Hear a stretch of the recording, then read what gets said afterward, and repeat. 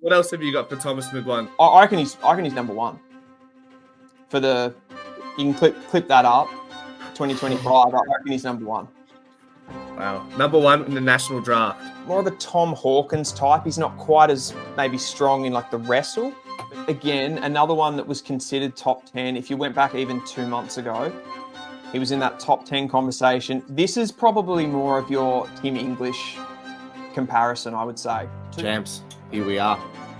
Another episode of Pies Eyes, and we've got a very, very special guest. First time we've ever had a reoccurring guest on the show. Dylan Alexander, how are you, mate? Yeah, good, boys. Thanks for having me on again. Happy to be here. It gave us a lot of good insight, guys. You guys are absolutely loving it. And the beauty about the draft, where you guys are going to be drafting, guys, is it's shifting every week. So we've got Dylan on again after all the games have wrapped up, and we're going to talk about today about, potential who can we draft and where's everyone moving on the draft boards at the moment. Brilliant.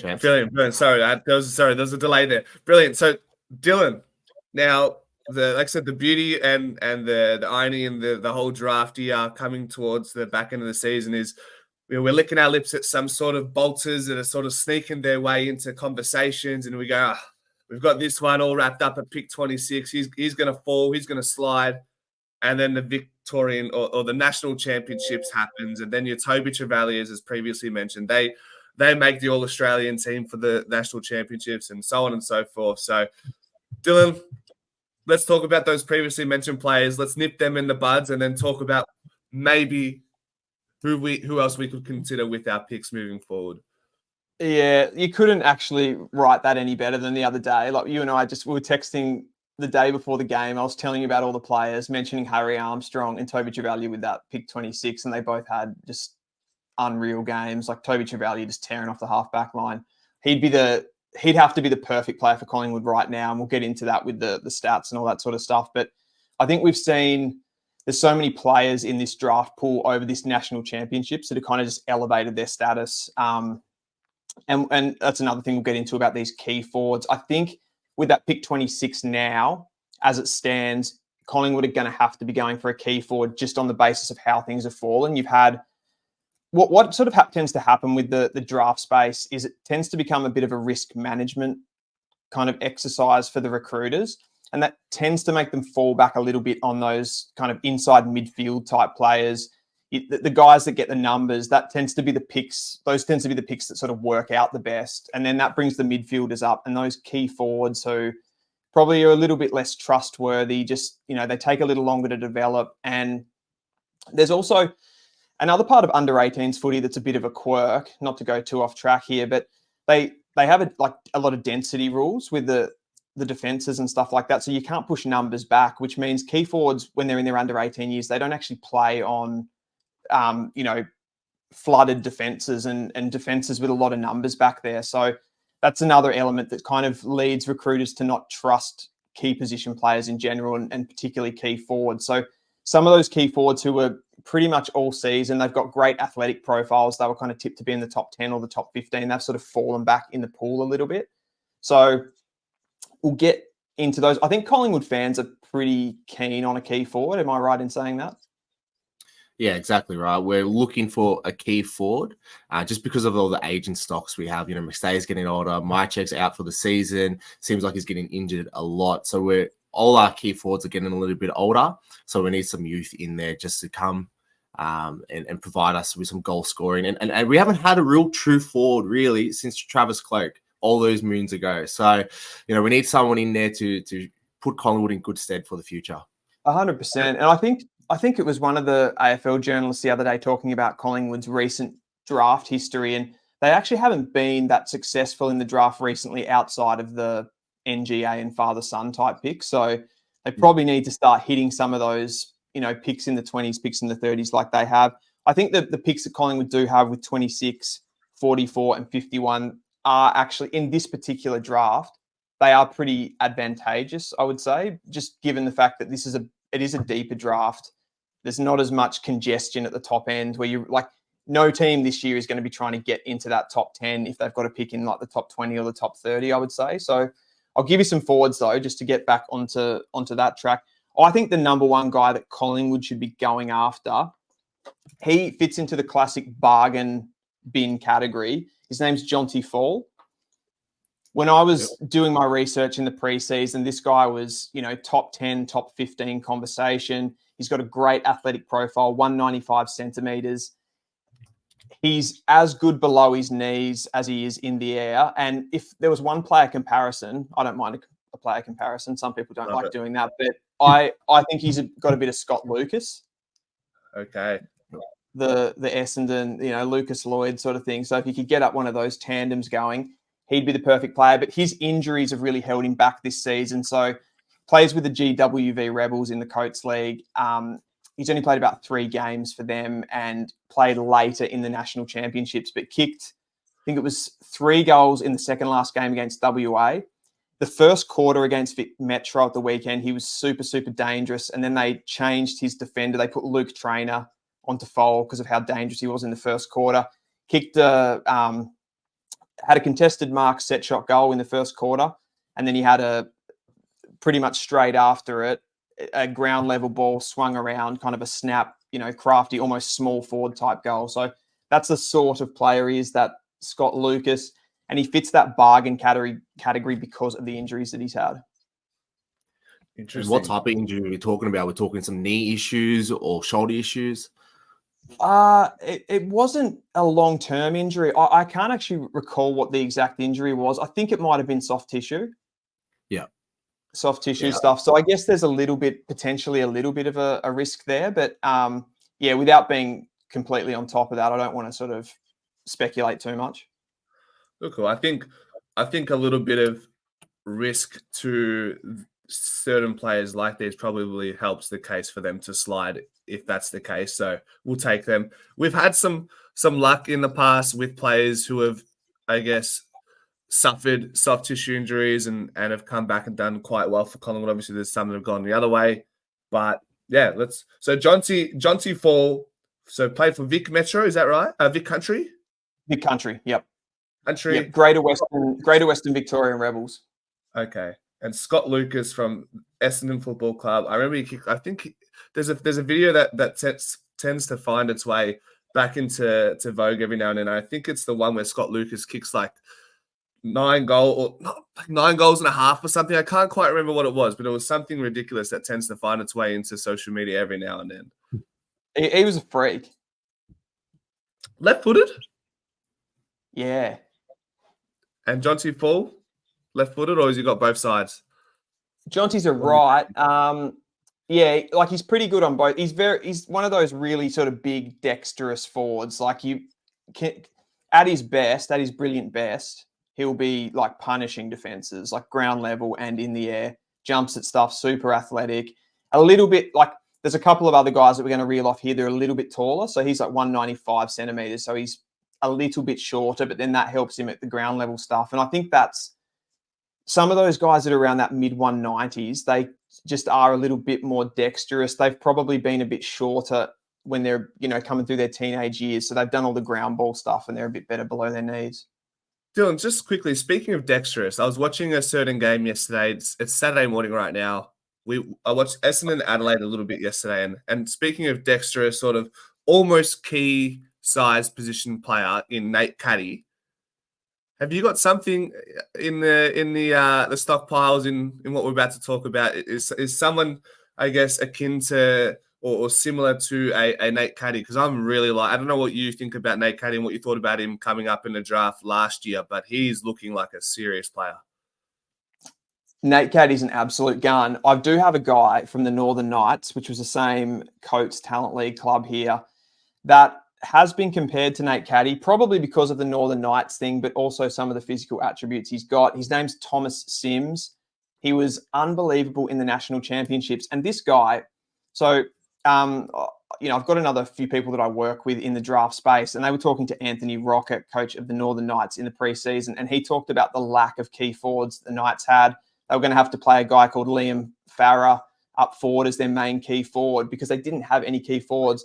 And Thomas Sims came along. So he was absolutely nowhere. If you went back to January, February, even March, this guy wasn't in the draft picture. No, he wouldn't have been on any AFL club's radars, and he just shot up such a huge development this season, got into the Vic Metro team, and he's been apart from Harry Armstrong's probably last couple of games, Thomas Sims was the number one key forward for Vic Metro, one of the best key forwards in the entire national championships.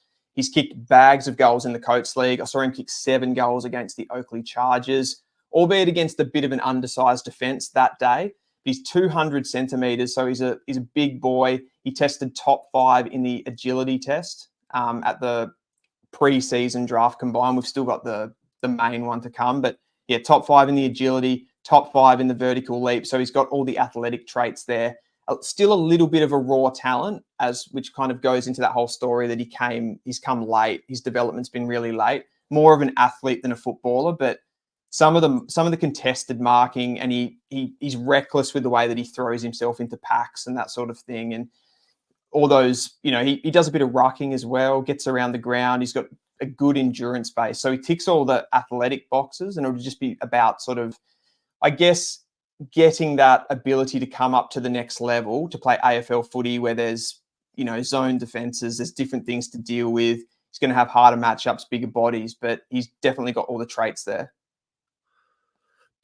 Do you think he slides all the way to pick 26? I saw him in that final game between Metro and Country, and he looked a class above the rest of the key forwards in that game.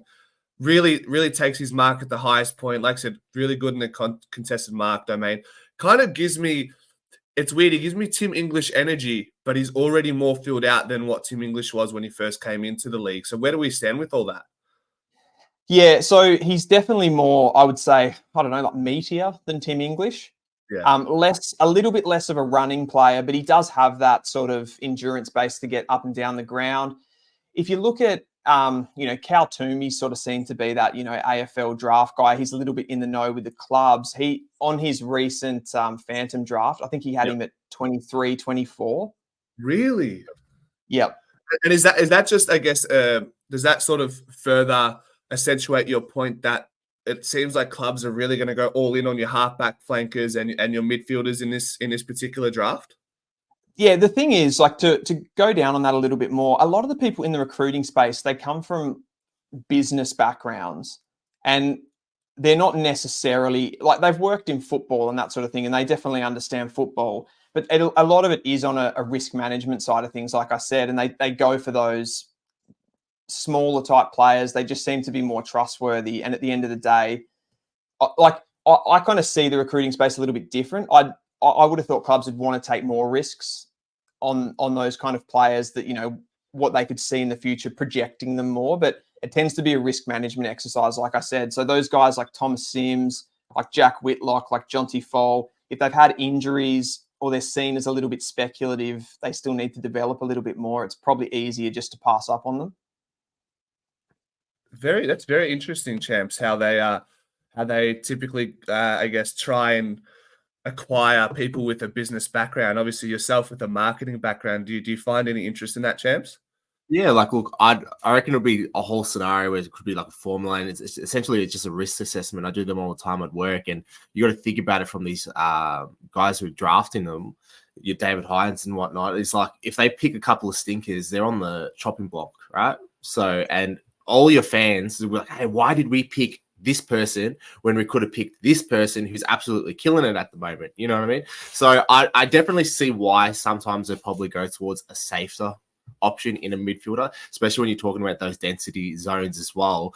It's hard to tell with a key forward. Generally, they take a little bit longer to develop. Even though there was some question marks when we did the mid-season review on Ilary Smith, right? He wasn't on our boards. He came in, and then a lot of comments were saying, hey, who's this bloke? And hey, so far, he's been tearing it up in the VFL, very athletic, a lot of hit-out wins. So sometimes you roll the dice in those mid-season drafts, and sometimes you have to just go a little bit safer. Yeah, just on that too, like Collingwood have been so good with those types of picks. Like I mentioned to you guys before, with your top picks, like your national draft earlier picks, there's probably been a few misses in there. But when it's come to the trade market, and sort of like the mid-season draft and the rookie draft, you guys are all over it. 100%. John Noble, I think, was the first player out of the mid-season draft to hit the 100-game milestone Ash Johnson, who's had some success here and there, Josh Carmichael, Aiden Beggs, who definitely had some success there. And I do just want to, I probably should have prefaced this at the start of the potty, but I will mention to the viewers that while a nice halfback flanker would be good, we could make the case we probably already have players in the team that aren't necessarily playing that role right now that could fulfill that role. And we spent a lot of time in the last podcast talking about the halfback flankers. Now we sort of do want to flirt with that risky territory and talk about this key tall stocks because Champs, you'd seen in the comments, we love our halfback flankers, but it seems like everybody's still begging for a key tall player to be drafted, and every year that doesn't happen, it seems to compound and gets a bit more assertive in the conversations around Collingwood and key tall forwards.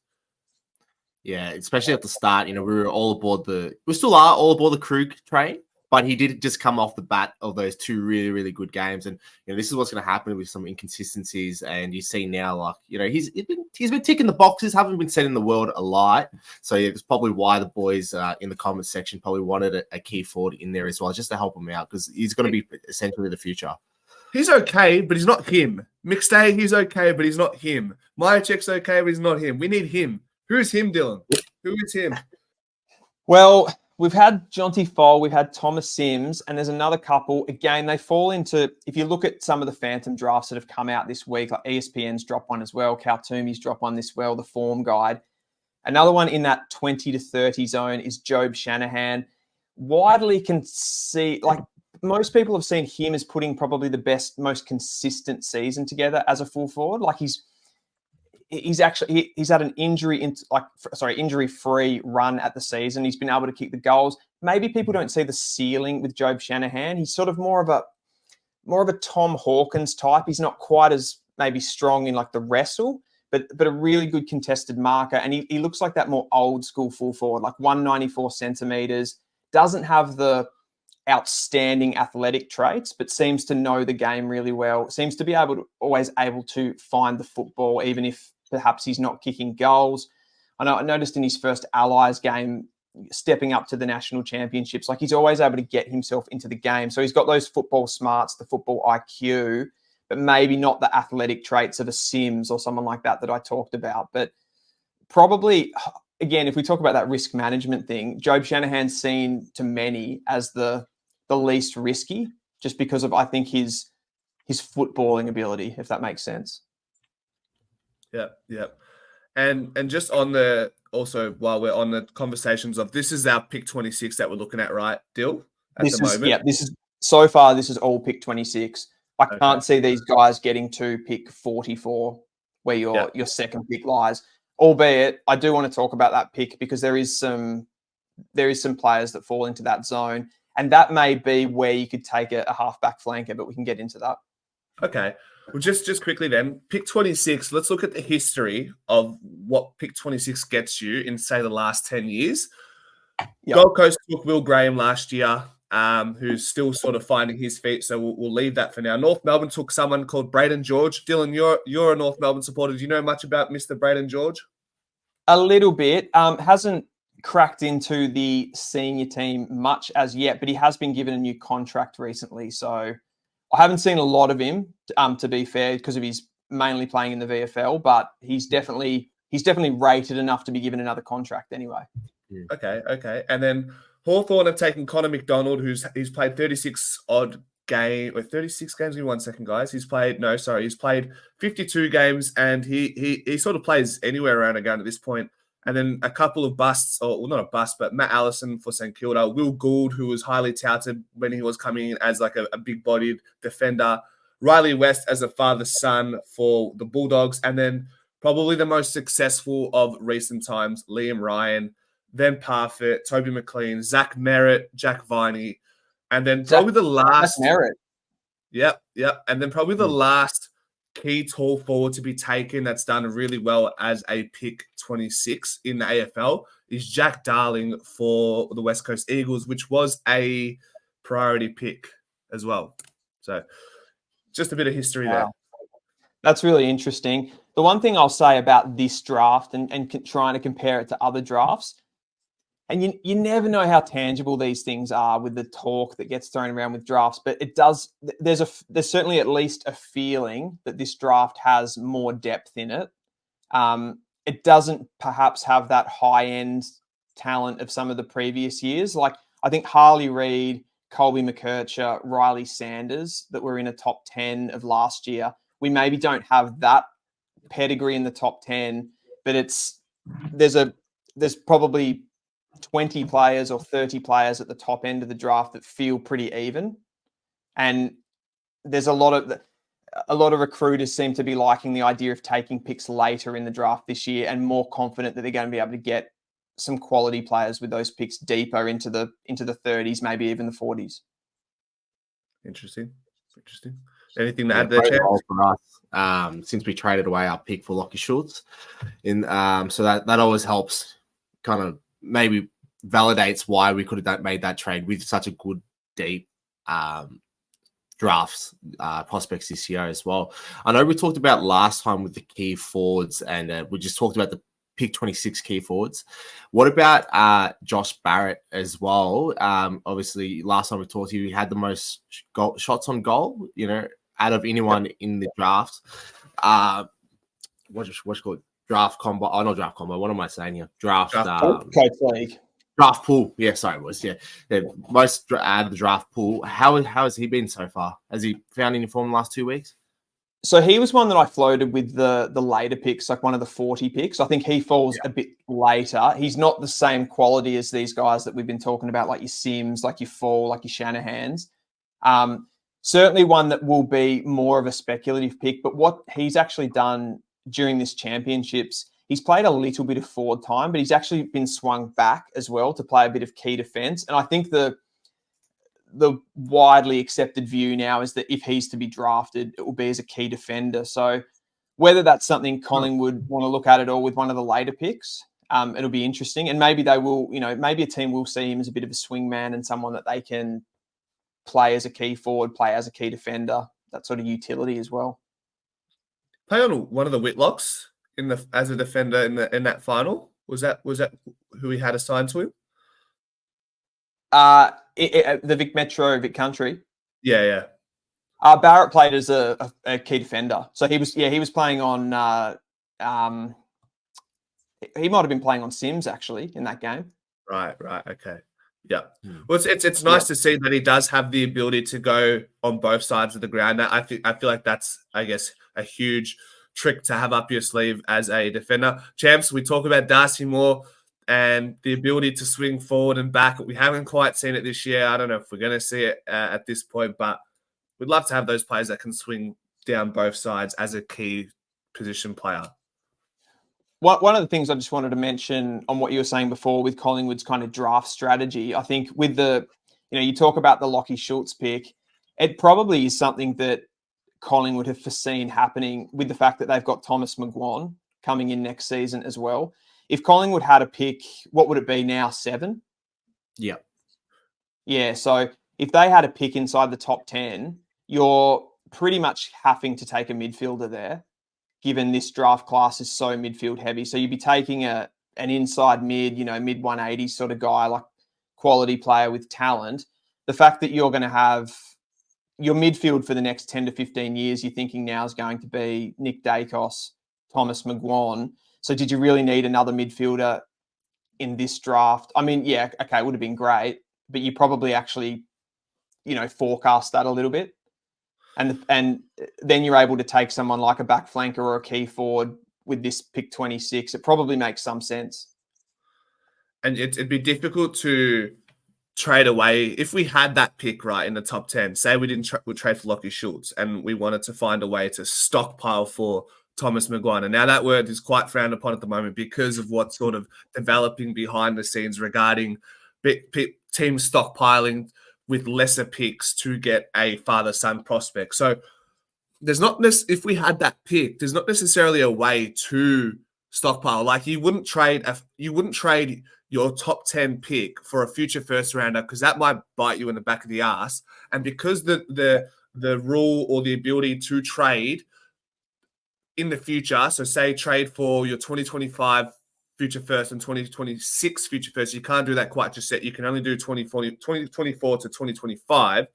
That must mean that your hands are kind of tied. And like I said, you probably, if you had the pick, you're probably going to have to use that pick rather than trying to trade for to stockpile. You can't trade to get 2 future first rounders anyways, right? Does that make sense? Exactly. Yeah. It's like it's always very convoluted when talking about the trading future picks. Like the eyes sort of just glaze over a bit. But yeah, like basically Collingwood, they can't. And again, all of this stuff is still hasn't been absolutely confirmed. But like it was reported the other day that it's almost locked in. Clubs have been told that. Do we want to get into the NGA stuff yet? But we'll talk about that. You basically that you can't stockpile those picks anymore. You're not going to be able to stack them and take your father sons anymore. So yeah, Collingwood obviously forecast that. Do we want to get into the NGA or? Yeah. Like we'll just be fluent wherever the conversation takes us, and then we can always digress back to the conversation if needed as well. Yeah. So the big, obviously, talking point this week has been around those NGA picks, which in the past the AFL set this rule. It's kind of called the Jamara Ugle-Hagan rule, which was that these clubs outside of the northern states have these NGA academies where they can kind of develop players that come from different backgrounds, like whether your parents were born overseas, different, Indigenous backgrounds, those kinds of things. And they can come through talent pathways, as you guys have had with Isaac Quaynor. I'm not sure, have you guys got any other? Reef McInnes, yeah, he's another one as well. So what kind of, is affecting the 2024 draft with this one? The big player is Isaac Kako. So the AFL are going to change. I better go back. Actually, I better just go and explain how that works a little bit better. Okay. What the AFL did after Jamara Ugle-Hagan, the clubs had these NGA picks. Western Bulldogs were able to match a bid on Jamara Ugle-Hagan at pick 1 with a later pick. So after the AFL saw that as too much of an advantage that the Western Bulldogs were getting with an NGA pick. So they said that clubs cannot match NGA bids inside the top 40 picks. And that was a rule. So if you had an NGA prospect that was a really, really highly talented player, you couldn't match a bid on them. Examples of that are Cam McKenzie from Hawthorn, who went pick 7. He was one that wasn't able to be matched. I think you had Mac Andrew. He was one that was tied to Melbourne, I think, and wasn't able to be matched. So there's some examples of the ones that weren't able to be matched. They're bringing that back now so that you can match a bid on anyone at any stage in the draft. And that's some sort of a equalization, I guess, to these northern academies who are able to do that at any stage during the draft. So the big one this year in the 2024 pool is Isaac Kako, who's tied to Essendon. So pretty much all my kind of season up until this point, I've thought that anyone's going to be able to take Isaac Kako because Essendon won't be able to match a bid. Now they will be able to match a bid, and he's definitely getting a bid inside the top 15. Collingwood have 3 NGA prospects in this draft. The issue with their 3 NGAs is they're probably not in that conversation anyway. I'll let you guys, I'll throw to you guys for some questions anyway. I might not have covered that all that well. I think you hit the nail on the head. I thought you summarized it very well. It's very interesting they've opened it up though, so it's not just top 40 champs. Yeah, and I think as Dylan had hinted out to before, I suppose it's just to create some equalization with the northern academies, your Gold Coast Suns and your Sydneys and whatnot, because people were quite upset with sort of the success that they had with the picks last year. But I guess... So you say 3 prospects for Collingwood. Obviously, I know about Luke Quaynor, as we know, probably won't fall into the top 40 anyways. I'm not too sure who the other 2 are. So you've got Ty McCarthy, who's a 191 centimetre key defender. Okay. A little bit undersized. Yep. And you've got Doug Kerr, who's a 192 centimetre midfielder. But yeah, this change, I wouldn't say affects them because I would say that they're on the periphery of getting drafted anyway, more likely to be perhaps rookie draft players or mid-season draft maybe next year. Have another look at them. I don't think they would be getting bids anyway. I might need you to redirect us after the podcast to where we can see the NGA players for future pools as well. And on that, I might be, I guess, reaching a bit far beyond what maybe we're I guess, research for today. But do we know much on any other future NGA prospects for Collingwood, say in 2025? Are we anywhere there yet? I haven't got too much of a look. We've just had the under-16 national championships, which I've had a bit of an eye on, obviously, but nothing that I've got really in the pipeline as yet. So I'll probably have to do a bit of research on that specifically with the NGAs. We'll put an earmark on it, and maybe we can revisit Dylan on the Pies Eyes podcast, episode 3. We'll have a little series, the Dylan series. Yeah, absolutely. And like the one that probably has come more on my radar since talking to you guys is Thomas McGuane, who he's gone to even greater heights, I would say, since we last spoke. So he's looking. I know a guy that again covers the draft pretty intensely, and he said that Thomas McGuane is the smartest footballer he's ever seen. Champs, that's what I liked when I was looking into Thomas McGuane without watching a whole lot. The what's the word? I want to use this word, so I'm going to cut this shit out. But the consensus on Thomas McGuane was his IQ it's well beyond what his age may suggest. And when I hear that, I hear Scott Pendlebury. I hear Nick Dacos. I don't care about fast. I don't always care about strong contested marks. But when I hear IQ on a footy field, which is sometimes not appreciated for coming from a soccer background, I appreciate highly cerebral players. Nick Dacos, Scott Pendlebury. Is Thomas McGuane? It sounds like he's a part of that conversation potentially. He absolutely is. And I don't know what it is about Collingwood. Collingwood seems to that's their type, isn't it? They like that real kind of smooth moving type player. You've got your Jordan De Goeys who are that bullocking type, but I almost weird different conversation here. But yeah, you look at the two probably, I don't know, biggest clubs in Melbourne of Carlton and Collingwood, and they're so yin and yang with that. I feel like Carlton is that sort of big contested team, bigger bodies charging through, and you guys are sort of the high IQ, guys floating around like Pendles and Sidebottom and Dacos and all these players, and Thomas McGuane just fits that. And the fact that he's a father-son, that midfield is going to be absolutely scary. I think the only issue is, I guess, like who's the third guy to go along with those guys for the long term. I guess how old's the Goey now? 29? 28, brother? Yeah, 27, 28? Yeah, 28. He's a year older than us, brother. 96. Yeah, so he's still got a fair bit of footy to go as well. And like that, imagine that combination where you've got kind of the power of the Goey, and then you've got these two just high IQ guys floating around, just pouncing on the ground ball with that reaction speed and football intelligence. It's going to be. I know who we can get, Dylan. I know who can look after that ship with Thomas McGuane and Nick Dacos. You're not going to like it. No. We'll find a way. Luke Davies-Uniacke, he's looking good in black and white, I have to say. And does he give you? I don't know if it's just due to a lack of watching LDU, but when I do watch him, he gives me. He can dance out of contest without using speed, but he does have the speed. Yeah. So he does give me a Scott Pendlebury energy. And brother, like Dylan suggested, maybe we've just got a type. I don't know.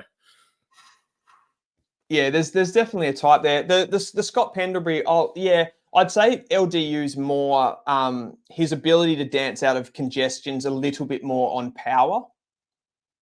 So he's doing the stiff arming and all of that kind of stuff, but he's a smart footballer. He's really high end. I think he's probably trajectory wise like top 10 mid in the comp. If he played for Collingwood, he probably would be a top 10 mid in the comp, but he's sort of not getting to show that. I do hope he sticks around with North, though, because we absolutely need those kind of gun mids.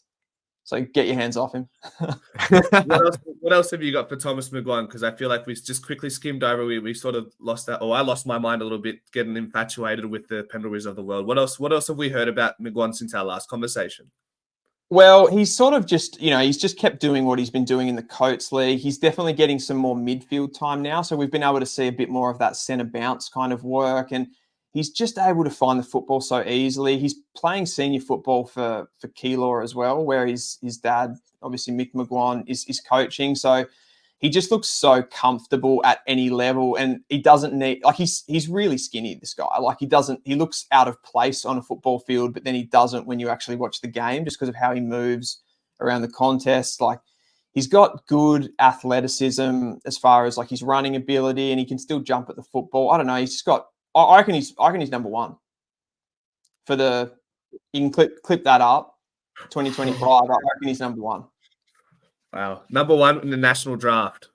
Yeah. And I couldn't say that. There's going to be some stiff competition up there, but I think that the level of football IQ that he's operating on, people are going to back that in over the athletic ability of other players. James, I'll get you to jump in on this in a second, but I do want to play devil's advocate. Dylan, I love you, and I just want to be a bit of a prick. If he was projected to be pick number one, in what we're seeing, why wasn't he invited to the national championships as a bottom major? Is it the fact that you see him developing exponentially and consistently, whereas right now he's probably not just there, but in 12 months because of his body, you will see him there? The only reason I think that he didn't is just because of how many midfielders are in that Vic Metro top age year. There was just no way that they could have left any more of those players out, if that makes sense. If Thomas McGuane was in any other state or whatever you call it, region, Vic Country, Allies, Western Australia, South Australia, he would have been playing as a bottom major. It's that the calibre of player that got left out of that Vic Metro midfield was crazy this year. That's the only reason I can give. Fair. And I suppose if you want to throw one more in there, if you went back to the beginning of this season, he maybe wasn't seen as coming into the season as such a prospect. Like, he's done it. He's built into this season and built to the point where I'm saying that he's number one. Nice. Looks like the cat's out the bag because we were excited for him going into the season. I think most Collingwood fans were, and then now it looks like it's gone to the broader spectrum. We're outside of the Collingwood sanctioned zones, and look, it's exciting to see. Very, very exciting to see how he goes, because even though, like, we're talking about, you know, the zones and density zones in the TAC and Coach League level, but you could see that also translated when you look at his box scores against Keilor as well, still kicking goals, playing midfield minutes as well. So you see he can do it on bigger bodies as well. So it's very exciting to see. Some of the players too, like, that's really important to be able to step up to that level. And we'll get to see it next year with the national championships. But to go up and play against men, that's a pretty big step up. And some players just get to that level and then crumble, and they'll have those smaller bodies, and it's really noticeable. And we saw that there's a few players that played this season in the academy, and they had those lighter frames, and you saw them play against the VFL players when they had to step up, and it was really noticeable. And that's pushed their draft stock back quite a bit. Do you have to be a part of the academy to play in the VFL? And two, do you have to be a top major, or can you be a bottom major? For the academy? So, sorry, I'll rephrase. So to play in the VFL as a draft prospect, do you have to be a top ager, and do you have to be in the academy, or can you be neither of them? I believe you have to be a top ager. You don't have to be in the academy. When I actually referenced that, I should have said this, but the National Academy is like a rep squad that's sort of built at the start of the season off the players. It's sort of like an all-Australian team off the bottom age year that's kind of seen as having the highest pedigree. They play a series of games against VFL sides. So that's like a chance to get a look at it, all of them together, all of the best talent in Australia coming up against VFL sides. They play a series of 2 games. This year they played against Coburg and Footscray. There's other opportunities to play VFL. For example, some of the I guess often it's the players that are seen as having like a bit bigger bodies, and they want to be able to be shown to recruiters in a different sort of space, and they'll get opportunities through their Coates Talent League teams. For example, you see Eastern Rangers players playing for Box Hill and that type of thing. So kind of the zoning lines up with those old sort of geographical zones. As far as bottom ages playing VFL, I'm not sure. I've only seen top ages play VFL. Yeah, so I'm not sure if that's a rule or just a guideline. Yeah. So just to double confirm. So like Luke Quaynor, who played in the VFL for us, obviously NGA academy player. If he wasn't part of that NGA academy, he would still be eligible to play, right, in VFL level. Yep. Yeah. Okay. Yep. Yes. So it goes under the zonings of whatever TAC coach league team they play for, right? Exactly. So you had this season, you've had players like Cody Anderson, Josh Smiley, like they're aligned with the Eastern Rangers, which is Box Hill, so they're able to play football for them. It tends to be though the guys that do it, it tends to be because they want to show something. So if you're a top 10 prospect, you're probably not going to play VFL football for no reason because the recruiters already rate you that high. You're going to get on an AFL list. Luke they would have pushed that because it was a chance for him to show himself. Yeah. Did Harley Reid play for Carlton last year, Dill? Harley Reid he definitely played a game of VFL. Yeah. He did play VFL. Yeah, he did. I Do you remember. reckon Was it for do you reckon Carlton, he was it? wanted to, could have been a case if he just wanted to prove Wasn't the it hype Essendon? because people were doubting him? Yeah, I'm trying to think back to why that happened. I don't think it was a doubt thing, but I don't know. There might have just been a little bit of speculation about because of his size and his power and all of that sort of stuff, just to kind of see him up there. It might have just been also a bit of a developmental thing, like just to get ready for the AFL. Like, he knew the whole season that he was going to be playing on an AFL list. So I guess it's a bit of a hit out as well. Just, part of your training regime as well, I guess. Yeah, so apparently, Reid, I just double checked because I thought it was Essendon. He apparently played for VFL for both Essendon and Carlton, which is interesting. Interesting. Yeah, that's an interesting one. I actually don't know how I'm not completely across how all of the country boys. So he was a Bendigo boy. I'm not sure where their alignment sits with the AFL clubs, to be honest. Okay.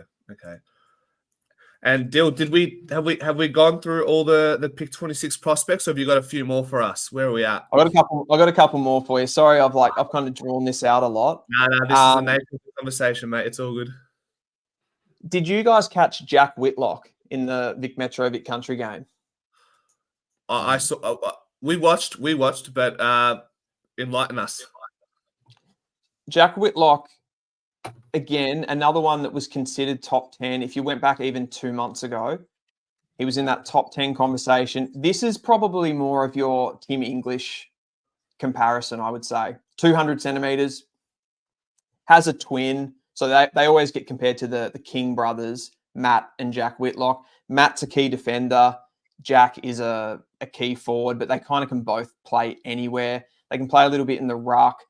Probably the defining characteristic of these guys is their running capacity and their just ability to get up and back down the ground, which is kind of draws into that ruck conversation.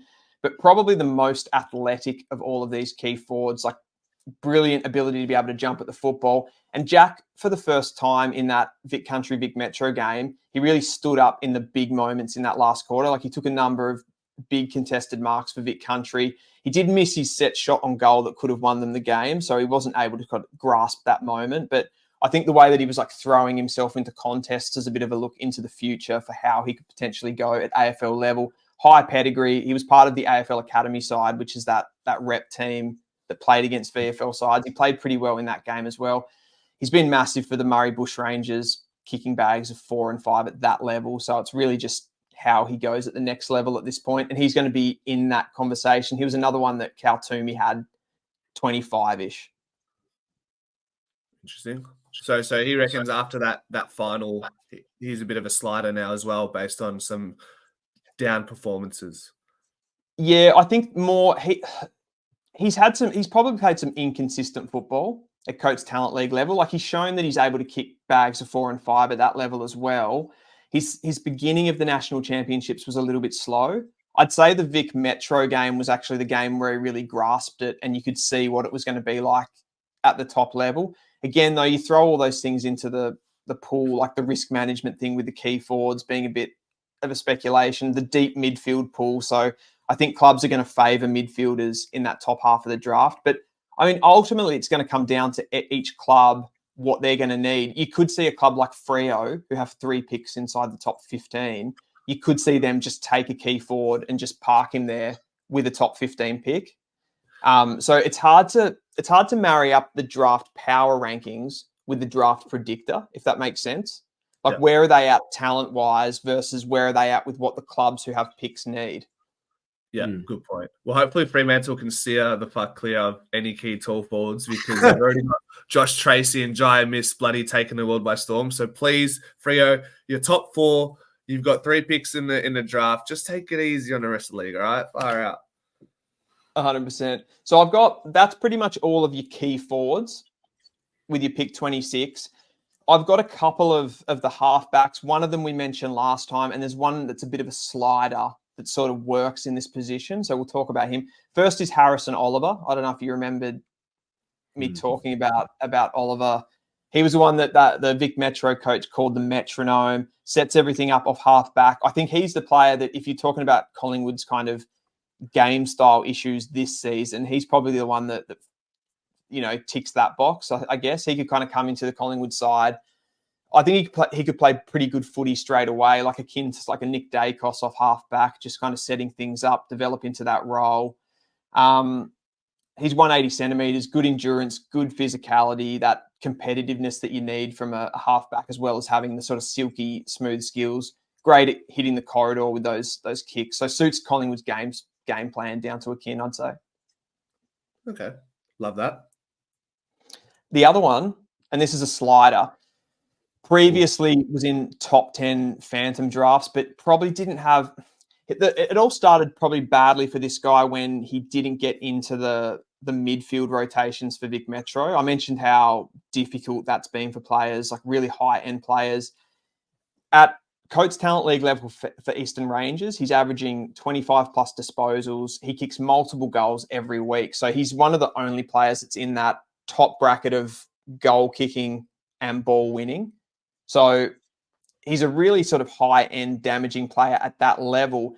For Vic Metro, he played across half-back, and he looked pretty good without sort of ripping any games apart. Vic Metro are an interesting team stylistically, and it helps. The way that they play sort of helps and plays into some of their players. Because of their great midfield, they tend to be like a high stoppage team. They win a lot of clearance, get it forward that way. They're not really a half-back ball movement team as such. And we saw that even with Oliver as well, that he didn't get big numbers throughout the carnival, other than probably the opening game against the Allies, which was a bit of a weird game because it was wet and stuff. But yeah, so Moraes wasn't really able to show himself in the carnival games, which meant he has sort of slidden back. I think Toomey had him at pick 22 on the recent Phantom draft. I've seen him on others even drop out of the top 30 recently. And he was in the academy side. He played midfield in the academy side. So when he played VFL players, he looked really good as a midfielder, albeit he's got a smaller body. And he doesn't, when we compare those small bodies, we look at players like Nick Dacos and Thomas McGuane, who we said have that real sort of cerebral quality. Moraes probably is a little bit more direct, if that makes sense. Like he's more likely to get caught holding the ball than a Nick Dacos or a Thomas McGuane, because he just doesn't have quite that spatial awareness level. But he's very direct, and he's always able to hit the scoreboard. Like if you put him forward, he'll hit the scoreboard. He's a really good kick of the footy, so his skills are really good. Just maybe doesn't have the full package that people thought he had to put him in that top 10, if that makes sense. Right. So that's a real serious slider, considering he was in that top 10 conversation early in the year. Champs, Yep. you've got some footy to play today. It's a massive game, and 8 points, as some would say. Craig McRae would argue that it's just a 4-pointer, but let's call a spade a spade. You've got an elimination final today. When does your routine start? It's 10 o'clock. When does your routine start? We're at 48 minutes. How much longer you got for us, champs? Well, also, champ, I've got pretty much school photos. We've got team photos today as well, so I got to make sure, get the makeup going, got to get the biceps going as well beforehand. But before we log off, I'm really excited, like with the prospect, especially a slider that's coming down, potentially could play him off the halfback with some elite ball use, because that's what we're really lacking, is someone to come and really fire from that aspect. So look, I'm excited by a potential of a slider. But yeah, champs, I think big game today against Glenara. Hopefully we get the dub and then we stay out of the relegation in the VAFA Prem C. But we will see. We will see. Brilliant. Champs, do you have 10 minutes or do you want Dylan and I to close it out? No. Look, I've got 10 minutes. It's a home game today, so it's only a short commute down the road. But we'll persevere. Brilliant. Bill, I seriously, I could do these type of episodes for 2-3 hours. Maybe we need to do a live stream leading into the draft where we just talk for an endless amount of time and just vibe with the listeners live in a chat. But talk to us about our pick 44. And before you do that, Dill, I will quickly nip this one. Looking at the history of the pick 44 in the national draft, I can tell you the last three, 2023, 2022, 2021, we've only seen 2 games between those 3 players. However, in 2020, a little bit of a quiz for both of you before I give you the answer. Who was taken with pick 44? Which year was this? 2020, and it was a mature age player. It is a Collingwood player. How about that? It is a Collingwood player. 49 games, After 73 goals. Say that again, Chem, sorry.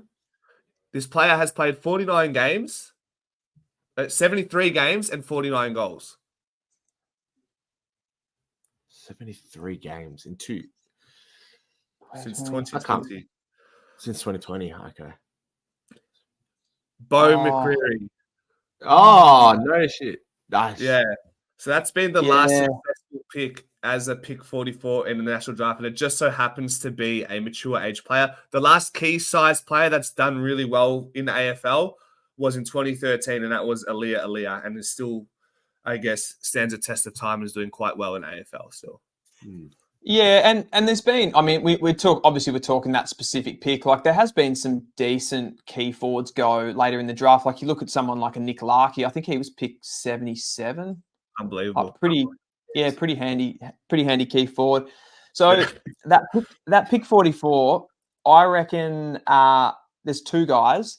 So this is assuming Collingwood take a key forward with that first pick. They kind of go for the, forward of centre player, high pedigree with the higher pick. Then they look at the half back. These guys don't have, the next ones I'm going to talk about, don't have quite the pedigree, quite that high-end talent, I would say, but pretty handy players, and they've been able to show that at national champs level. The first one is Angus Clark, and I'm really big on this guy.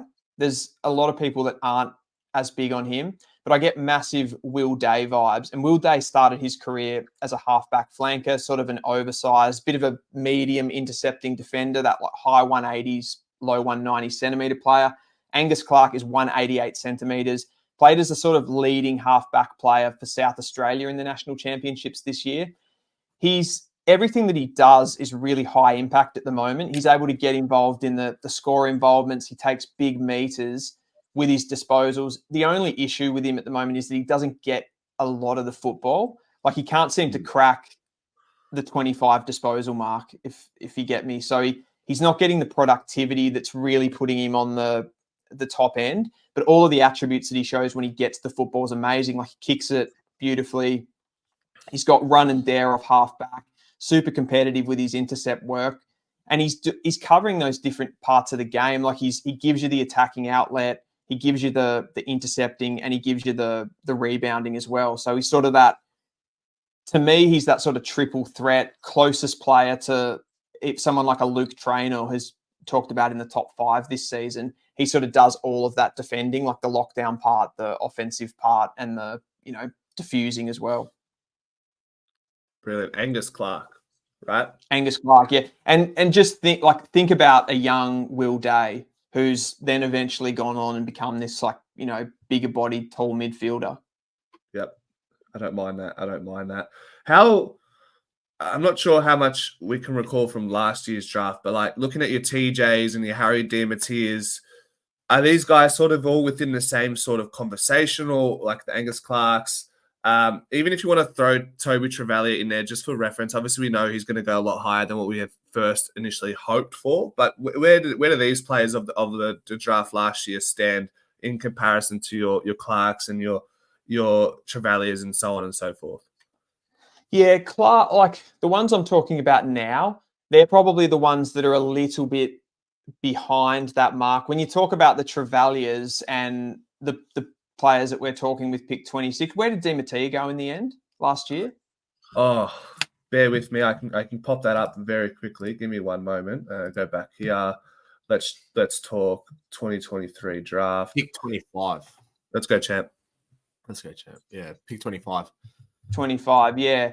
So I would say last year around that pick 25, that's sort of where we're talking about with these guys in the top 20. I'd still put Di Mattia above an Angus Clark or the next guy that I'm going to speak about, but he's not as, when we talk about, I just talked about those halfbacks like Harrison Oliver and Christian Moraes. They're sort of considered a lot more high pedigree than what Di Mattia was, and we're talking about them in the same position in the draft, and that's that kind of depth thing that we're talking about. Like Moraes was an academy player. Like that's how highly he was considered. Like he was considered in the top handful of players. Just hasn't been able to crack it. Just hasn't been able to lock down a position in any of the sides that he's been in. Yeah. Okay, interesting. And like I said, just talks to the depth of this year versus last year. We're getting a pick 40 that could have been a pick 20, pick 30 in last year's draft. Yeah, absolutely. Awesome deal. You said we've got another at pick 44. So I just always want to make sure if there's anything you want to add, I'll just give you that little extra moment with the delay and all that. The viewers will come to appreciate those extra long gaps every now and then. Yeah, we're gonna do a compilation at the end of the year. I reckon all the bloopers, because what Anthony and I like to do is we, instead of saying like over to you, we'll just leave a little bit of a gap between. But sometimes like at the intro, it ends up like that where I'm throwing it over to Anthony, but like sometimes you don't pick up on it. So we're just sitting there, kind of like that NPC moment of Kruger a couple of weeks ago when there was 15 seconds left of the third quarter, and he's just standing there looking for an option. Like, mate, just fucking boot the ball in. There's always that moment where you just hear that silence and you're like, oh no, I was supposed to speak there. Like, it's a process. It's a process. Yeah. All right, I've got one more for you. Again, with the pick 44, Geelong Falcons boy, Lucca Jakes. He's done all the rebounding along with Toby Travalia for Vic Country. So those two have been in tandem together. Pretty good at hitting the corridor kick, I would say, of Lucca Jakes, but it's more he's got that direct nature again, runs off halfback, super quick, a super good runner, probably doesn't have the football skills like quite as high as your Travaliers, your Harrison Olivers, your Christian Moraes. Like he's a bit more, I'm trying to think of a player off halfback. Like he's not an Errol Goulden with the ball in hand. That's all. That's what I'll say. But he transitions the ball forward for you. You know what I mean? Like he's got that attacking flair of halfback, kind of uses his legs more than he's kicking to drive the ball forward. And he's been one of Vic Country's best players. He was one of the ones that just missed out. It was seen as a snub that he missed out on the All-Australian team, which was just put together at the end of the championship. So just not a high pedigree player, to keep using that word. But yeah, he's not sort of like rated up with the top guys, but he's someone that if Collingwood wanted to pick up a bit of a cheaper halfback player, he's kind of just sitting there that could go in the 40s or the 50s and be a really good player. Yeah. And just a friendly reminder for everyone, the Collingwood faithful, Collingwood's still struggling to move the ball, still bottom 4 in that domain. And if you look at the top 4 sides that are excelling in that category, you got Carlton, Brisbane, Sydney, Geelong, who are probably all top 4 premiership fancies this year. So that's another problem that we haven't been able to amend since the bye. It's interesting how much football becomes like a basic game in that sense. It's just being able to actually control the football. And I think Sydney have sort of shown that they've been the sort of leader in that area, haven't they? They've recruited so many good kickers, Nick Blakey, Errol Goulden, Chad Warner, those types of players. And they just, it's almost like one of those like soccer teams, like a Man City that just strangle you with the ball. Yeah, I think there's a few factors. You got your how well can you move the ball, how well can you defend the ball movement, and how good are you within the contest. I think those are probably 3 pillars of your game that if you can't get right, then you're going to struggle. Yeah, absolutely. And yeah, Collingwood, as far as 2023 to 2024, it's just been light and shade. I guess there's so many factors in there, which you guys would definitely be across more than I would with the personnel. But it feels like from a passive viewer that it feels like watching a different team a little bit this season. Yeah, it's the fact that we can't transition the ball. Like, you're getting games where we're getting 60 plus inside 50s against us. And that's why that rebounding stat's so good. It's like, okay, you get the stoppage and they don't score. But then if you can't transition it to the other side, then they'll just keep repeating you with inside 50s and inside 50s. Happens to Geelong, Suns, and Essendon, that we're just getting killed that way. So hopefully we'll have a saviour coming in this draft pick, and will allow us to get some good rebounding for next year. I think you'll at least get a key forward, even if you don't get the rebounder of your dreams.